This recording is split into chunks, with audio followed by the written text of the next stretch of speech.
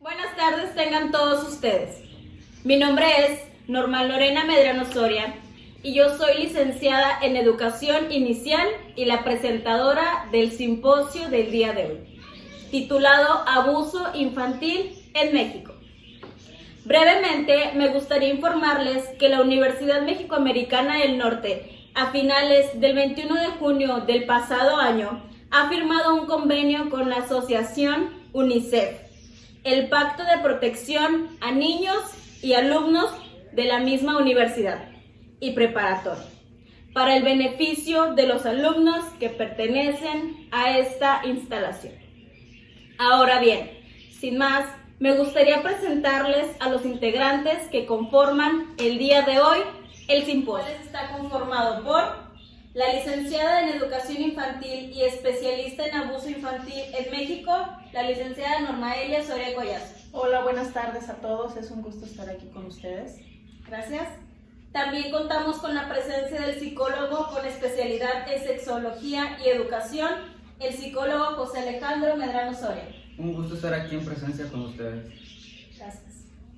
Y por último, pero no menos importante, a la licenciada en Educación Infantil, Zaira Nayeli Medrano Soria, que viene en representación de la UNICEF en México. Un placer estar aquí el día de hoy con ustedes. Gracias. Buenas tardes. Buenas tardes. Bien, para empezar, me gustaría cederle la palabra a la licenciada Normaelia Soria Collazo. Adelante. Sí, claro. Bueno, aunque no se conocen los datos exactos de la situación actual antes de la crisis sanitaria del coronavirus, dentro de los países de la Organización para la Cooperación y Desarrollo Económico, por sus siglas OCDE, México ya ocupaba el primer lugar en el abuso sexual infantil, registrando una cantidad de 5.4 millones de casos al año. Es por eso que esta situación se agudiza a partir del confinamiento preventivo durante la pandemia, desde marzo, registrándose más o menos 115,000 llamadas de emergencia de incidente contra mujeres, niñas, menores, como abuso sexual, acoso sexual, violaciones, violencia de pareja, abuso sexual y violencia infantil. Lo más desesperante que podremos encontrar de este tema es porque cada de 1,000 casos denunciados de abuso sexual a menores de edad, solamente se denuncian 100. De estos únicamente 10 se van a juicio. Y después solo un solo caso se llega a condenar.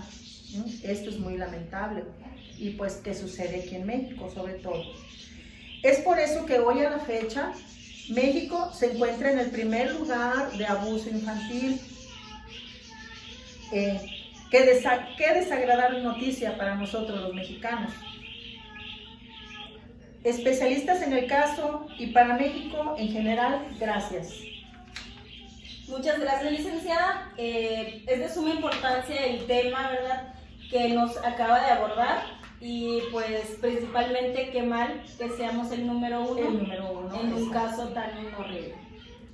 Bien, ahora me gustaría presentarles al psicólogo José Alejandro Medrano Soria. Muchas gracias. Siempre he considerado que el trabajo psicoterapéutico debe ser algo indispensable en la vida de las personas, así como la atención médica. El abuso infantil, también conocido como pederastía, es aquella acción en el que el menor es utilizado como objeto sexual por un individuo más grande que él o con más experiencia.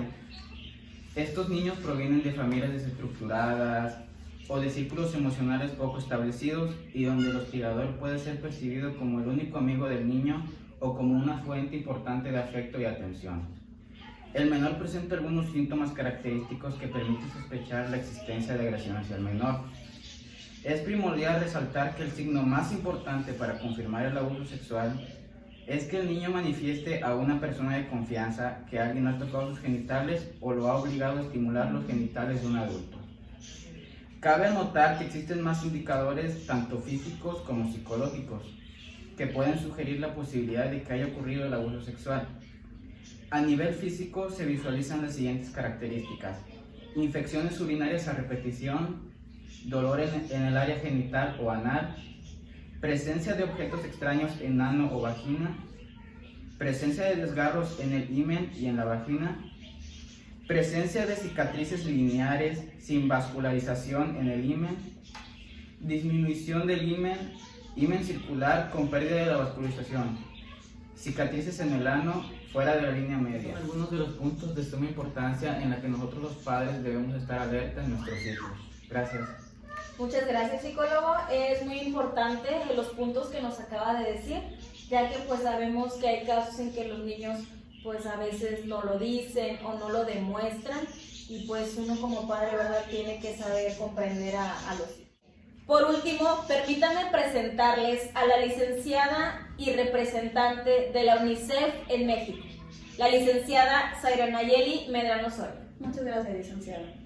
En el 2015, al menos 6 de cada 10 niños y adolescentes entre 1 y 14 años experimentaron algún método violento de disciplina y agresiones psicológicas. Los niños y adolescentes tienen derecho a una vida sin violencia, explotación o abuso de cualquier tipo. Desafortunadamente, aquí en México, el castigo corporal, las agresiones psicológicas y otras formas humillantes son consideradas como normales y son ampliamente aceptadas como métodos de disciplina. Una vez que la violencia es normalizada y es aceptada por los adolescentes y los niños, se empiezan a dañar o agredir entre ellos mismos. México es un país de tránsito y destino de muchos migrantes, en lo que su trayecto se quedan muchos niños y adolescentes, los cuales son vulnerables a riesgos como hambre, enfermedad, detención, extorsión o captura por el crimen organizado. En UNICEF México rechazamos la violencia como un método de disciplina o resolución de conflictos. Por eso desarrollamos proyectos y apoyamos políticas públicas para apoyar más que nada este sector vulnerable de la población. Trabajamos para que se implemente la Ley General de los Derechos de Niños, Niñas y Adolescentes, brindar asesoría técnica a los sistemas de protección integral de niños. Impulsamos modelos de cuidado alternativo para niños y adolescentes que hayan sido víctimas de violencia o que hayan sido separados de sus familias. Como parte de nuestra agenda de la infancia y adolescencia del 2019 al 2024, en UNICEF México proponemos desarrollar e implementar políticas públicas para garantizar la instalación y pleno funcionamiento de la Procuraduría de Protección de Niños y Adolescentes, lograr que las leyes federales y estatales prohíban y sancionen el castigo corporal como disciplina, impedir que se detenga y se prive de la libertad a las niñas y niños adolescentes tan solo por su condición migratoria. Establecer la capacidad de los centros de asistencia social públicos y privados para brindar atención psicológica a niños y adolescentes migrantes. Esto es un poco de lo que UNICEF México está haciendo porque México deje de ser el número 1 en abuso infantil. Muchas gracias. No, muchas gracias a ustedes. Muchas gracias por tan valiosa información que nos acaban de presentar, los tres. Pero se me hace de suma importancia los temas que abordó la licenciada y representante de la UNICEF, ya que es lo que tenemos que tener en cuenta y lo que ellos están haciendo por nuestros niños. En conclusión de este tema, me gustaría decirles lo siguiente. Lo anterior es de vital importancia, puesto que se deberá trabajar con las consecuencias derivadas del abuso sexual en los menores. Si bien las manifestaciones de estas multifactorial y su gravedad dependen de diversos aspectos. El abordaje del abuso sexual debe hacerse desde distintas perspectivas. Finalmente, todo el país debería estudiar la prevalencia de este tipo de violencia con el fin de dirigir más efectivamente las medidas preventivas y estudiar a fondo cuáles de estas extraerán mayores beneficios para toda su población.